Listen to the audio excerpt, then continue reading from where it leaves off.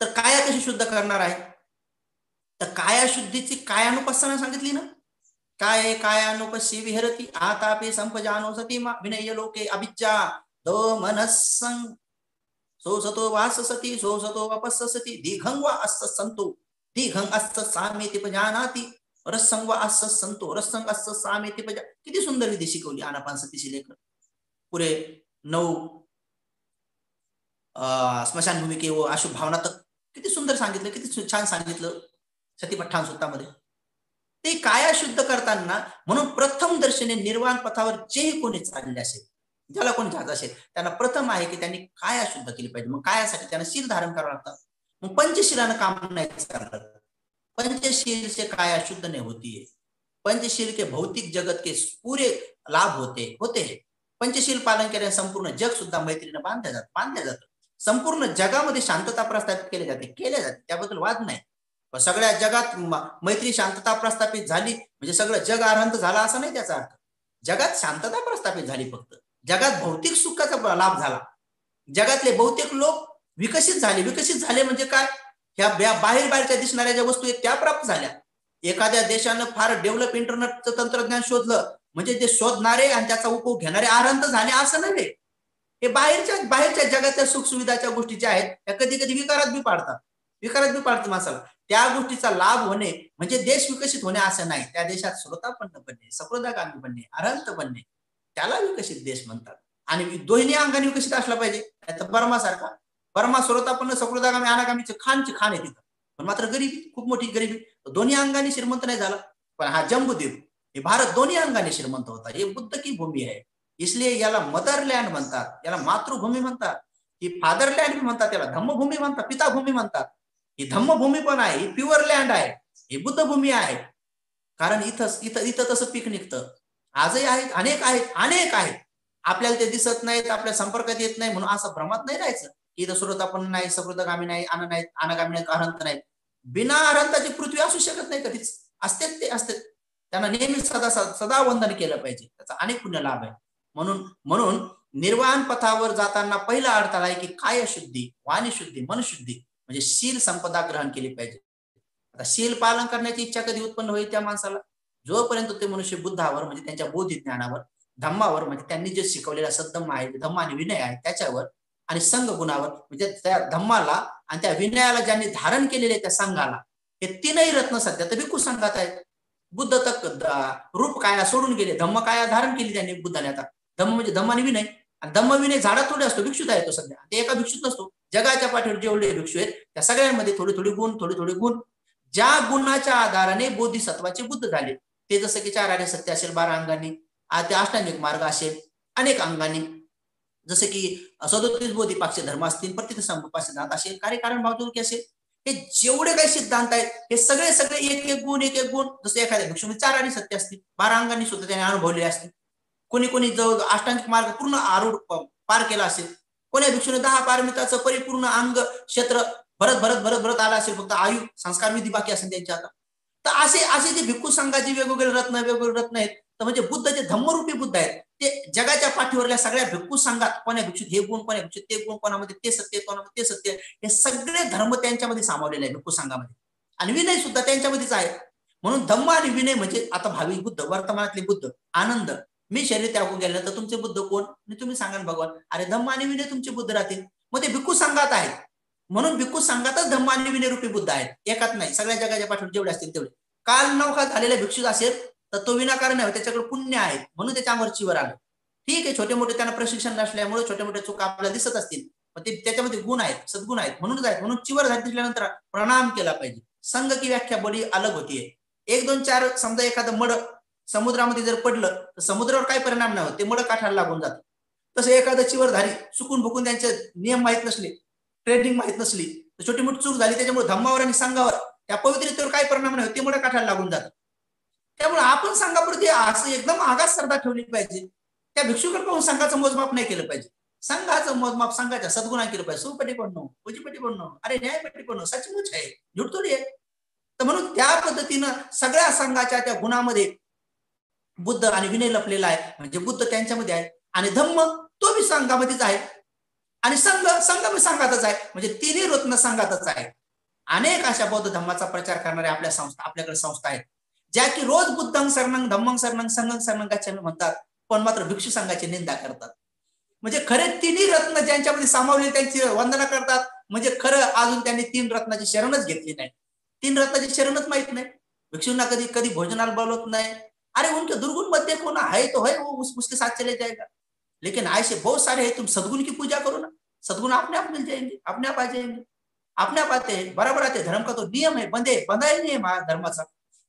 किती किती सुंदर गोष्ट आहे। म्हणून भगवंताने सांगितलं की या मार्गपथावर जात असताना प्रथमतः काया वाणी मनाची शुद्धी करताना पहिले तीन रत्नावर श्रद्धा उत्पन्न करावी लागते। तर तीन रत्न आहेत कोण? बुद्धाची बोधी म्हणजे पहिलं रत्न बुद्ध, बुद्धाची बोधीचा जो धम्म आहे, जे धम्माने विना आहे, तिथं बुद्धाचे धम्म गुण आहे, धम्म धातू, बुद्ध के निर्वाण धातू, शेष भर जागे प्रतिक्षण, गुरुजीने वारंवार सांगतात, व तरंग व लहर व प्रकंपन व वेव्स ते, आणि जे संघ आहे ते संघ प्रत्यक्ष त्यावर चालतात, ते सुपटीपण उजपटीपण श्रोतापण सकृतगामी अनागामी अरहंत मार्गावरले आणि पूर्ण फल प्राप्त झालेले अठ्ठपुरी सपुगाला ते त्याची व्याख्या केलेली आहे। तर त्या तीन रत्नाला प्रथमदा शरण गेल्यानंतर त्याची व्याख्या नवीन पद्धतीने नाही करायची। काही लोक असे नवीन पद्धती करून अहंकार गर्व उत्पन्न करतात। थोडं बहुत काही समजा त्यांना प्राप्त झालं, थोडं बहुत वाचन बिचन केलं, थोडस काही सांगता आलं।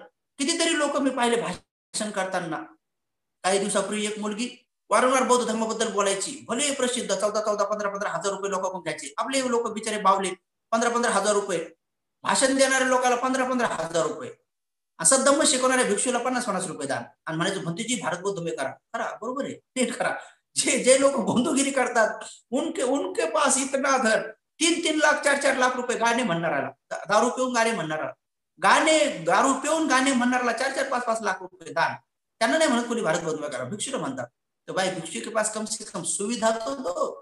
कौन सी सुविधा? धर्म प्रचार के लिए कोई अच्छी खासी जगह तो हो, उपोषित पालन करायचं लोकांना, तर त्या उपोषितागार तो होने चाहिए। तो भिक्षु कैसे बनाएंगे? तो आपको बनाने हैं वो, तो पैसा इकट्ठा करके जैसे कि सेंटर बनाने जातात, बिना सेंटर हुए कैसे ध्यान सिखाएंगे, कैसे सिखाएंगे वो, कैसे पढ़ाएंगे? बिना विहार, तो विहार कोई ये आलिशान जगह नहीं होती कि ताकि भिक्षु सुख सुविधा के साथ वो सोते रहे, कुर्राटे मारते रहे, वैसा नहीं। लोगों को पढ़ाने के लिए, लोगों को सिखाने के लिए, लोगों को शील सिखाने के लिए, समाधि सिखाने के लिए, प्रज्ञा सिखाने के लिए। लोगों को ये भौतिक जगत का ज्ञान है, लेकिन आध्यात्म जगत का तो ज्ञान नहीं है, तो उनको वो सिखाने के लिए तो होनी चाहिए आवश्यक बातें। पेड़ के नीचे कैसे सिखाएंगे? बट सिखाएंगे, वो सिखाएंगे, लेकिन बारिश आने के बाद लोग ठहरेंगे क्या? वो तो ठहरेंगे। भिक्षू थांबतील समजा त्या झाडाखाली पाऊस आल्यावर, पण लोक थांबतील का? मग कसं शिकवतायचे का? मागे लागून शिकव काय? पळू शिकव त्यांना? नाही शिकवत आहे। तर ह्या सगळ्या गोष्टी धम्म प्रचाराच्या ज्या असतात, तर धम्म आचरकावर डिपेंड असतात, आणि धम्म आचरक बनवल्यानंतर सगळ्या गोष्टी म्हणतात। निर्वाण पदातला पहिला अडथळा असतो की निर्वाणासाठी लागणारे जे कोणकोणते ठिकाण आहेत, अरण्यगतो वा रुक्खमूलगतो वा शून्यागारगतो वा, अते एक तर अरण्यात जातो, झाडाच्या बुडाशी बसतो किंवा शून्यागार मध्ये बसतो। अरण्यात आता कोण जाते जास्तीत जास्त? फार कमी भिक्षू जातात। कोणी आता निर्वाण पथाला जात असलं तर अरण्य तशी सुरक्षित बी असली पाहिजे, अरण्य असली पाहिजे किंवा तशी पारमिता असली पाहिजे। तर ठीक आहे, मग झाडाच्या बुडाशी किंवा शून्याकार, जसं सेंटरला शून्याकार बनवतात, तिथं तपता आलं पाहिजे। तर म्हणून पहिले समजा अडथळे हे असतात की ह्या सगळ्या अडथळे पार करत करत करत गेले, ज्या सत्वाला जायचे त्याला तर कुठले अडथळे नाही, तो तर छलांग मारून पार पार करतो म्हणजे करतो। त्यासाठी सगळे अडथळे म्हणजे परीक्षा असते त्यासाठी, पण कमीत कमी बाकीच्या सत्वांना सुद्धा या पथावर येता यावं, म्हणून धर्मप्रचारकांचं आणि आचरकांचं हे काम आहे प्रथम, की आपण तशा सुविधा उपलब्ध केल्या गेल्या पाहिजे। म्हणून भारत बौद्धमय होणे कागदोपत्री आणि तो संविधानिक पद्धतीनं विश्वाच्या लेवलवर तो सतत झालेला आहे। बाबासाहेबांनी केलं ते काम आपल्याला सोडलेलं नाही। घराघरामध्ये पंचशीलधारी आणि घराघरामध्ये अष्टशीलधारी बनवण्याची जबाबदारी आपली असते, त्याला खरा भारत बौद्धमय म्हणतात। म्हणून मी स्वतः एक काम हाताशी घेतलेलं आहे। असे अनेक भिक्षू बिचारे त्या कामाला लागलेले आहेत, अनेक भिक्षू त्याच कामाला लागलेले आहेत। आम्ही सुद्धा एक धम्म मिशन, धम्ममय भारत मिशन मैत्री प्रोजेक्टच्या अंतर्गत घराघरात अष्टशीलधारी लोक झाले पाहिजे। एक एक चॅनल पण काढल्या गेलं इथं, ज्ञान सत्यशोधक नावाचं, तिच्यावर पगारे सरांना माहिती, पगारे सर रोज जुटतात। अनेक लोक बिचारे अष्टशील पालन करण्यासाठी महिन्यातले 4 दिवस, दिवसभराचा कार्यक्रम असतो, दिवसभराचा ऑनलाईन जुटतात, दिवसभर त्यांना शिकवलं जातं। आपल्या बाबांनी स्वतः बोधिसत्वांनी विजयादशमी आपण ज्याला म्हणतो वारंवार वारंवार वारंवार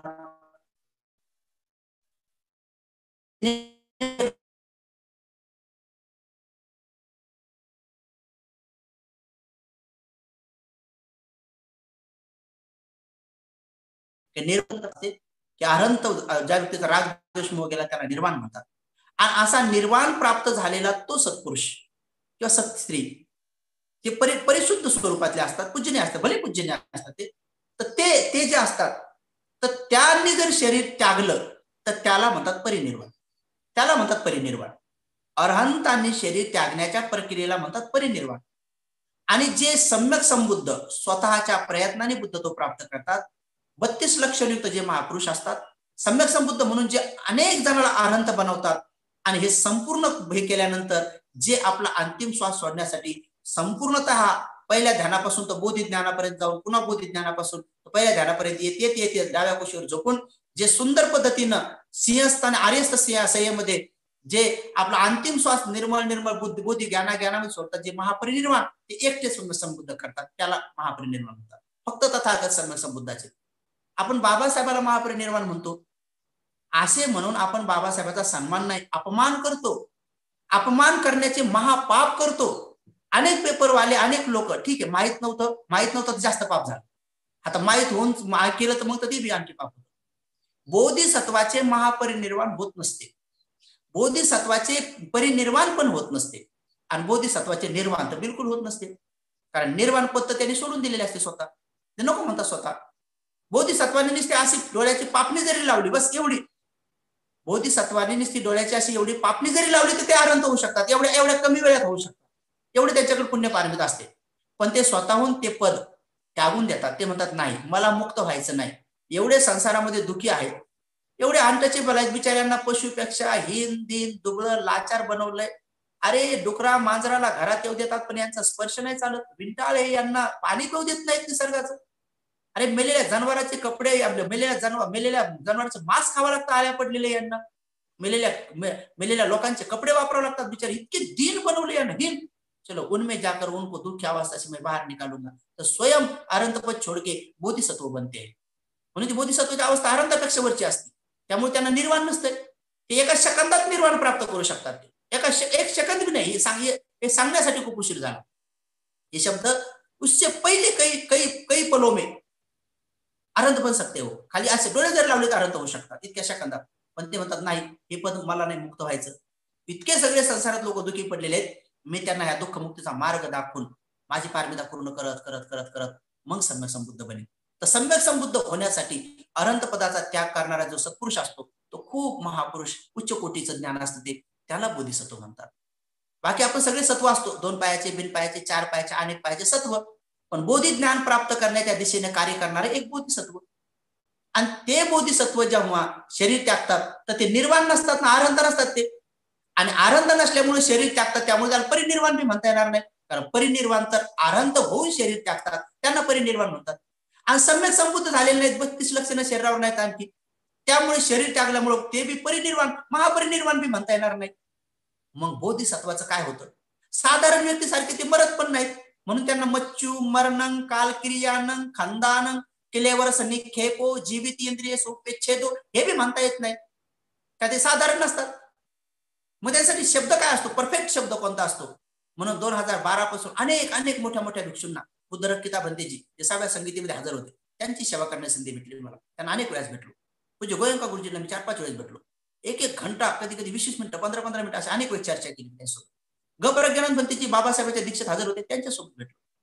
सध्या त्रिपिटकुडा ज्ञानानंद जे त्रिपिटकाचे आचार्य आहेत, श्रीलंकेचे भिक्षू, खूप जगात सर्वात प्रसिद्ध नावाजलेले आहे सध्या, त्यांच्या सहवासात 3 महिने वर्षवास केला. अनेक अशा भिक्षू सोबत चर्चा केल्या तर हसतात ते, हा लोक नाही जानते क्या करे गुंडरतन माहिती काही, मला माझं नाव पहिले ते होतं, क्या करे नाही म्हणलं भंतेजी, मैं तो ये तो करके रहूंगा. तर म्हणून 2012ला पहिलं संघदान केलं बाबासाहेबांच्या नावाने. संघदान भारतात सर्वात मोठं संघदान, भारतात पहिल्यांदा 1500 वर्षानंतर पहिल्यांदा भारतात झालं ते 2012 औरंगाबाद. जे लोक साक्षीदार होते त्यांना माहित आहे. तर तेव्हा मी बाबासाहेबांच्या त्या 6 डिसेंबरच्या कार्यक्रमावर तिथं स्पष्ट लिहिलं की बोधिसत्वाचे महाप्रयाण होत असते. महाप्रयाण म्हणजे प्रज्ञायुक्त चित्ताने संप्रज्ञानामध्ये राहत संप्रज्ञानामध्ये जे शरीर त्यागतात, त्या शरीर त्यागण्याच्या प्रक्रियेमध्ये जे असतात ते प्रज्ञेच्या बळानं आपली पारमिता पूर्ण करून ते महाप्रयाण, म्हणजे अनेक पारमिता त्यांच्या बाकी असतात म्हणून त्याला महाप्रयाण म्हणतात. प्रयाण म्हणतात, जसं की स्थविरवाद हिनयान महायान म्हणतात ना, तसं ही जी परंपरा, यान म्हणजे त्यांनी प्रज्ञेनं आपली पारमिता पूर्ण करत करत हे शरीर त्यागतात. म्हणून बोधिसत्वाला निर्वाण म्हणू नये, परिनिर्वाण पण म्हणू नये, महापरिनिर्वाण तर बिलकुल म्हणू नये, कारण तो त्यांचा अपमान आहे. महाप्रयाण हा शब्द त्यासाठी परफेक्ट आहे. आणि म्हणून गोयंका गुरुजी सुद्धा जेव्हा शरीर त्यागतात तेव्हा त्यांच्या पत्रकामध्ये सुद्धा महाप्रयाणच हा शब्द वापरला. तो त्यांनी नंतर वापरला, 2012ला पण भारतात पहिल्यांदा वापरला. अनेक भिक्षूंसोबत चर्चा करून गुरुजी सोबत भी याबद्दल मी चर्चा केली. तो म्हणे हाँ बनते, यही शब्द ठीक है, लेकिन लोग नहीं जानते, क्या करें. अपने बाबा जब सम्यक संबुद्ध होंगे तब जरूर उनको महापरिनिर्वाण होगा. म्हणून कमीत कमी जागृत लोकांनी, समजदार लोकांनी भाषणामध्ये याच्या त्याच्यामध्ये किंवा ह्या अशा गोष्टी सांगून अकुशल कर्म करू नये. बाबासाहेबांच्या त्या गोष्टीला बिलकुल महापरिनिर्वाण म्हणू नये.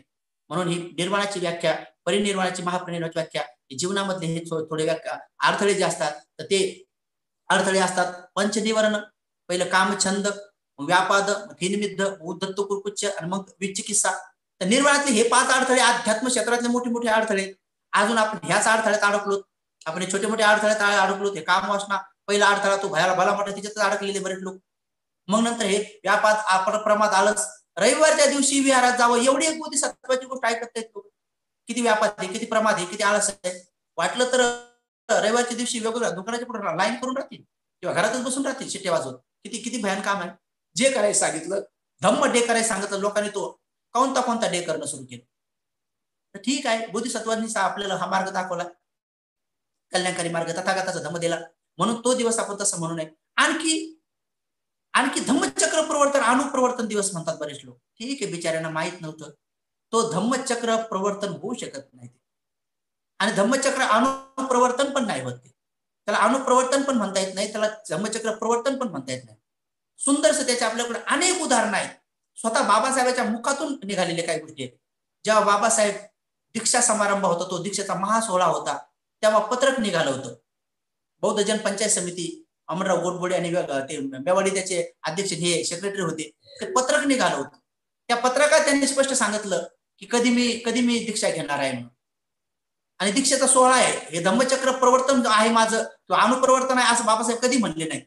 आणि बाकीचे नंतर पाठीमागं म्हणणारे हे कोण बाबासाहेबांपेक्षा ज्ञानी किंवा हे सम्यक संबुद्ध आहेत का हे म्हणणारे. म्हणजे त्यांच्याबद्दल द्वेष किंवा राग नाही. आता मी तुम्हाला स्पष्ट क्लिअर समजून सांगतो की हे काय आहे, आपण काय शब्द असे वापरावेत विनाकारणच. कोणाच्याही हाती बौद्ध धम्म लागला म्हणून कोणी कोणालाही कोणतेही शब्द वापरावेत का? कोणी कोणाच्या बद्दल कोर्ट कचऱ्यात जात नाही, कारण हे धम्म काय कोर्ट कचऱ्यात नेत नाही म्हणून कोणत्याही शब्दाच्या चोऱ्या कराव्यात का? मी तर अशा लोकांना अध्यात्म चोर म्हणतो की जे असे शब्द चोरतात आणि कुठेही नेऊन लावतात. भगवान हा शब्द किती लोकांनी चोरला, कोणालाही द्यायला लावून. ज्यांच्या कितीतरी सहस्र नाऱ्या, ज्यांनी किती दगड मारले गवळणीला, काय काय खडे मारले, त्यांना हा शब्द वापरला. चोरला नाही का तिकडे शब्द हा? किती किती किती अध्यात्म शब्द अनेक ठिकाणी चोरले. मला त्या विषयात जायचं नाही, तिकडे जास्त खोलात जायचं नाही. तर ते अध्यात्म चोर आहेत, अनेक लोक चोर आहेत. म्हणून हे धम्मचक्र प्रवर्तन नाही, धम्मचक्र अनुप्रवर्तन पण नाही. काही लोक असा विचार करतात की 5 लाख लोक आले होते दीक्षेसाठी. तर हो ना, तो ऐतिहासिक धम्म दीक्षेचा महासोहळा आहे, क्रांती विजय दिवस आहे तो. प्रतिक्रांतीवर क्रांतीचा विजय आहे तो. तोच दिवस निवडला बाबासाहेब. 14 तारीख नाही निवडली. अजून आपल्या लोकांमध्ये भ्रम आहे की 14 तारीख का विजयदशमी का दसरा. बाबासाहेबांनी तो शब्द का वापरला? कारण तथागत भगवान बुद्धाने बी मोक्ष शब्द वापरलेला आहे. काहून वापरला? काय कारण आहे त्याचं? कारण त्या काळामध्ये मोक्ष शब्द एवढा प्रचलित होता की सगळे लोक मोक्ष प्राप्ती म्हणायचे. तर भगवान ज्ञानी महापुरुष होते, सत्पुरुष होते, ते विचार करू लागले, मी जर यांना निब्बाण शब्द सांगावं यांना कळणारच नाही. म्हणून भिक्षूंना सांगून टाकलं की पाथी मोक्षाचा पाठ करा. पाथी मोक्ष, तिथं मोक्ष शब्द आलेला आहे. आम्हाला जे 227 नियम असतात ते पौर्णिमा अमावस्येच्या दिवशी त्याला पाठ करावा लागतो आम्हाला. भिक्षू शुद्ध आहे की नाही काय ते आमच्यातली असते गोष्ट. तर तो पाथी मोक्ष आहे. काय शब्द वापरले? त्याचा अर्थ निब्बाण आहे. निब्बाण पुढे ती निब्बाणाची व्याख्या व्यवस्थित करतात. पण एखादा प्रचलित शब्द जर असेल तर लोकांना कसं पुढून सांगतील बाबासाहेब? तर म्हणून लोकांमध्ये प्रचलित होता दसरा प्रचलित होता. थोडं बहुत शब्द वापरले बाबासाहेब कुठे विजयादशमी. तर लोकांमध्ये हे कळलं पाहिजे, अरे हे दसरा नाही विजयादशमी, पण विजयादशमी काय आहे? तर पुढून सांगतो की सम्राट अशोकाने कलिंग युद्धाच्या नंतर वदंत मोगलीपुत्र तिस्सच्या अंतर्गत धम्म परिषद झाली, पण उपगुप्त भद्देजीकडून पश्चाने शिकली. बऱ्याच नगरमध्ये बिचारे किती दिवसपर्यंत विपश्ची साधक म्हणून राहिले.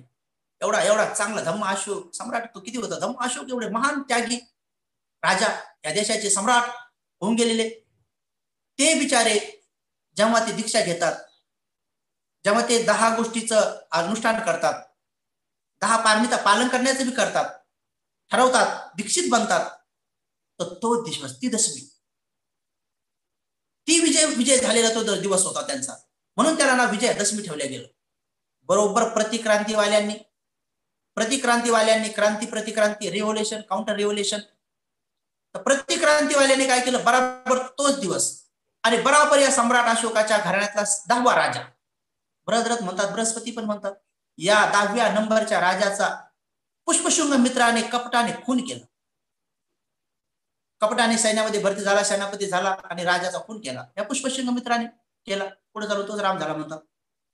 या पुष्पशृंग मित्राने, या प्रतिक्रांतीवाल्यांनी या बिचाऱ्या सम्राट अशोकाच्या घराण्यातल्या शेवटच्या 10व्या राजाचा खून केला आणि म्हणून त्यांनी दशहरा नाव दिलं. दशहरा, 10वा राजा हरवला, मारून टाकला आणि भिक्षूंच्या कत्तली करणं सुरू केल्या, पाडाव केला. काही भिक्षू बिचारे इकडे तिकडे पळाले. महादेव नावाचे भिक्षू जटाबिडा दाढी वाढून बिचारे अरंत भिक्षू, महादेव नावाचे जिथं इथं 3 पट्टे लावू लागले, बुद्ध धम्म संघ, त्रिशूल ठेवू लागले, बुद्ध धम्म संघ शिकवताना ही द्या शिकवायचे, पण पुढे सांगत नव्हते की मी बुद्धाचा अनुयायी, कारण कत्तली सुरू झाल्या. काही इकडे पळाले, काही तिकडे पळाले, काही अनंत बिचारे झाले.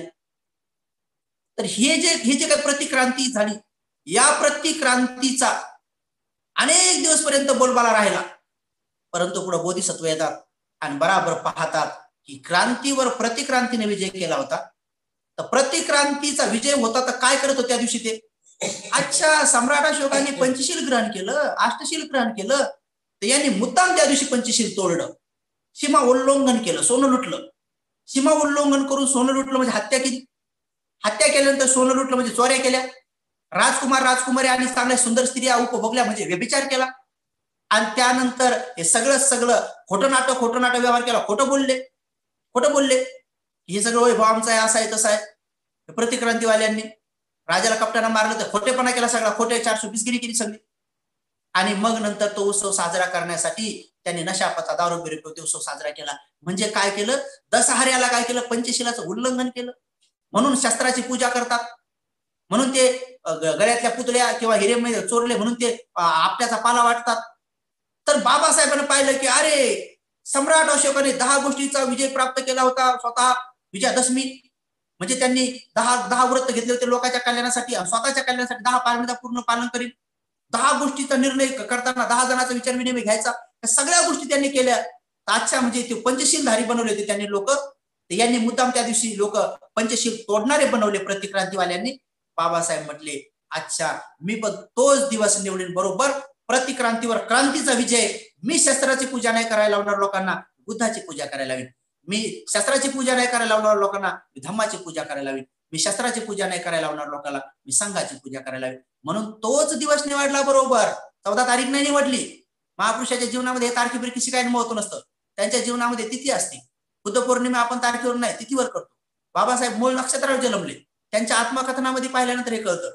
पण काही लोकांना मुद्दाम कुठल्या साहित्यकाचं अध्यक्षपद बनवून, काही लोक इथं एक मोठी संघटना काम करते इथं, की बौद्ध धर्माचा पाडाव तर करता येत नाही पण इथं मिक्सिंग करता येते, म्हणून या समाजातले काही लोक हाताशी पकडायचे, त्यांचे काही त्यांना साहित्य पदाचे मोठ्या मोठ्या डिग्र्या संपत्त्या देऊन टाकायच्या आणि त्यांच्या मार्फतच घुसपट काढायचे. या समाज 2 ठिकाणी विभागला गेला पाहिजे. मग काही लोक 14ला जातील, काही लोक या दसरा म्हणा, विजयादशमी म्हणा, म्हणण्यास काय अर्थ आहे तरी, पण खरं पाहता तो दिवस जर कोणता असेल तर धम्मदीक्षेचा महासोहळ्याचा क्रांती विजय दिवस आहे. तो क्रांती विजय दिवस हा परफेक्ट शब्द आहे त्यासाठी. क्रांती म्हणजे प्रतिक्रांतीवर क्रांतीचा विजय आहे.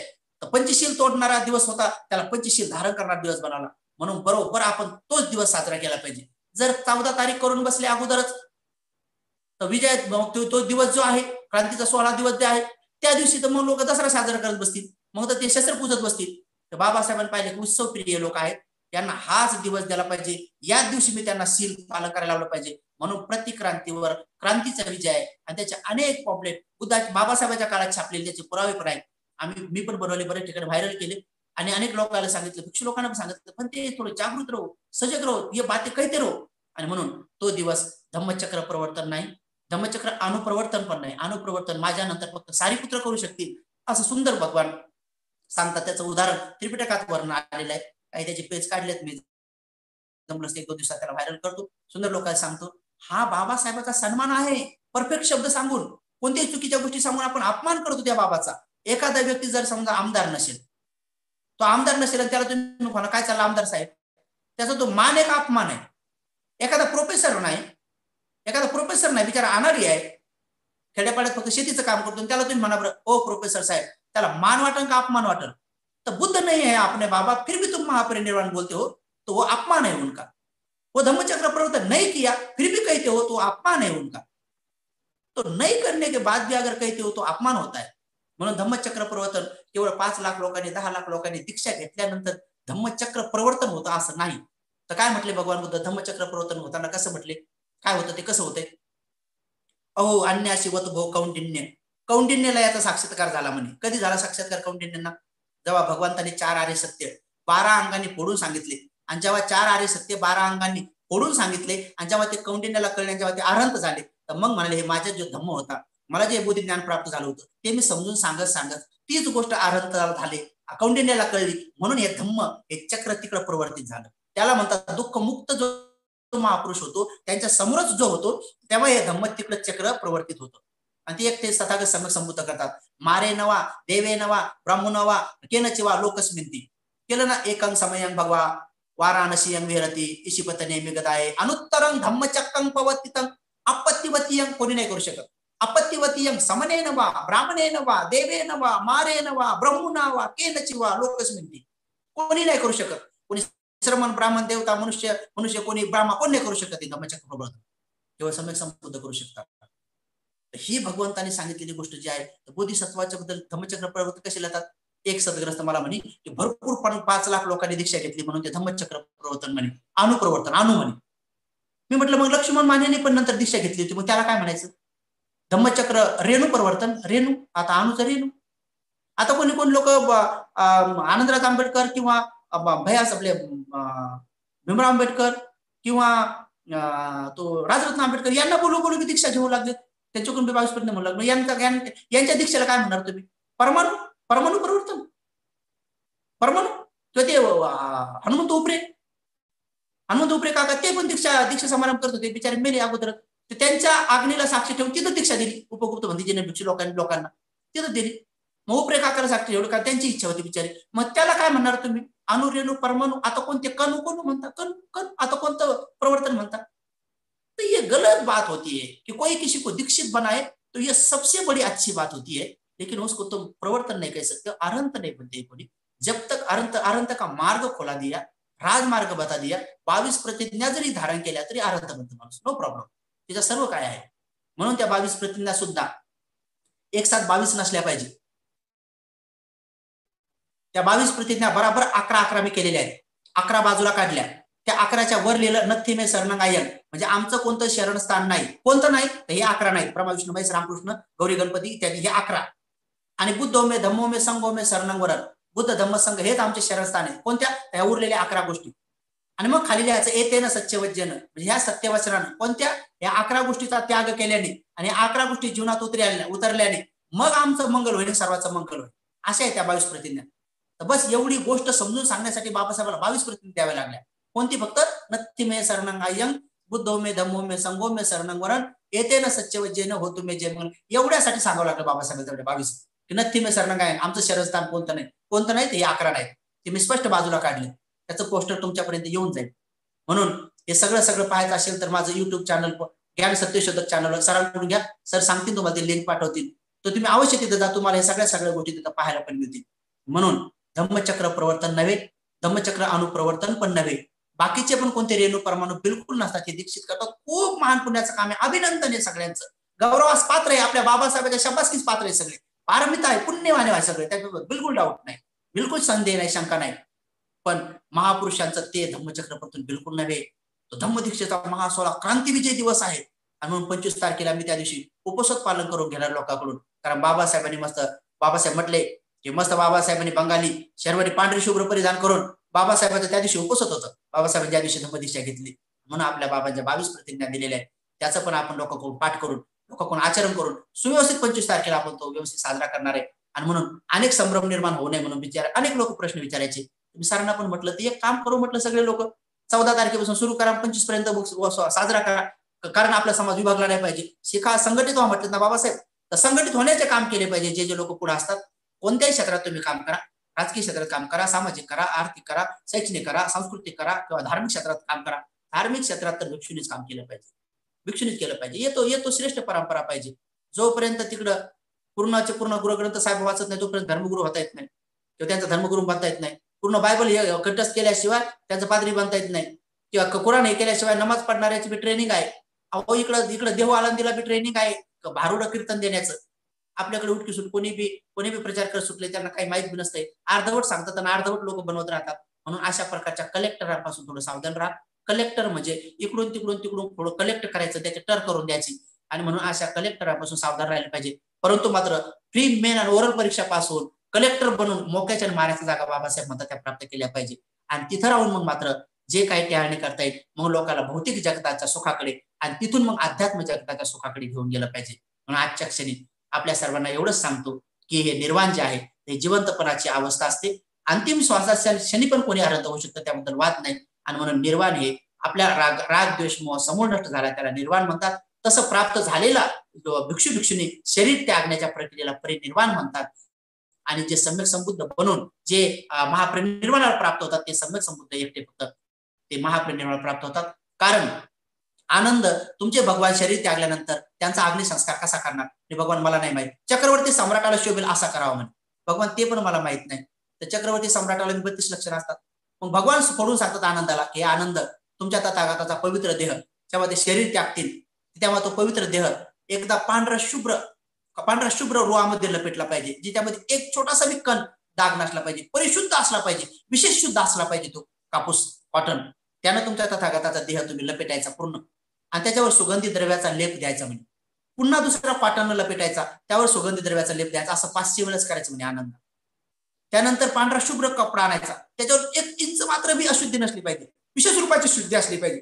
त्यानं पूर्ण तथागताचा देह लपेटायचा, ते पुन्हा सुगंधी द्रव्याने त्याच्यावर लेप द्यायचा, पुन्हा दुसऱ्यांदा लपेटायचा, पुन्हा सुगंधी द्रव्याचा लेप द्यायचा, असं लेप देत ते बी 500 वेळेस करायचा आनंद. आणि तो देह परिशुद्ध कढई असली पाहिजे आनंदा, ती बी स्वच्छ असली पाहिजे, पूर्ण विशेष रूपाने शुद्ध असली पाहिजे, आणि त्याच्यामध्ये शुद्ध घी न भरलेली त्या कढईमध्ये तथागताचा देह ठेवायचा आनंदा.